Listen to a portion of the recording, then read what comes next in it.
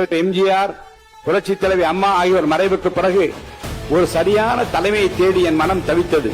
மீண்டும் ஒரு எம்ஜிஆர் நமக்கு கிடைக்க மாட்டாரா என்று என் மனம் ஏங்கியது.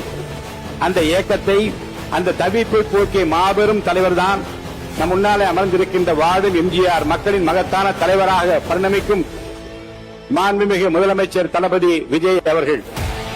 அவர் எனக்கு மட்டுமல்ல, நாட்டு மக்களின் குறைகளை தீர்க்கிற, கண்ணீரை துடைக்கிற, தமிழக மக்களுக்கு கிடைத்திருக்கிற மாபெரும் சக்தியாக நீங்கள் எல்லாம் இங்கே பாராட்டி பேசுகிறீர்களே. வந்தார், எதிர்கட்சிகளை எல்லாம் சந்தித்தார். ஒரு புதிய கோணத்தில் அவர் காட்டியிருக்கிற அரசியல் பண்பு இன்றைக்கு எல்லோராலும் பாராட்ட பெறுகிறது என்று இந்த அவையிலே பாராட்டினீர்களே. இன்றைக்கு காலையிலேயே போதையில்லா தமிழகத்தை உருவாக்குவதில் நான் முனைப்போடு முன்னிற்கிறேன் என்று உலகத்திற்கு காட்டியிருக்கிறாரே.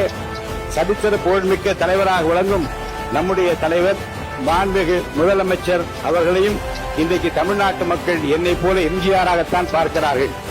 எளிதில் வெல்ல முடியாத தொகுதி, 1000 விளக்கு தொகுதி என்று கருதப்பட்ட நேரத்தில் என் மீது நம்பிக்கை வைத்து மாண்புமிகு முதல்வர் அவர்கள் போட்டியிட வைத்து நேரில் வந்து பிரச்சாரம் செய்தார்கள். அவர் வந்ததால் தான் நான் வென்றேன். அவருக்காகத்தான் மக்கள் வாக்களித்தார்கள். அவர்தான் முதலமைச்சராக வர வேண்டும் என்று எனக்கு வாக்களித்தார்கள்.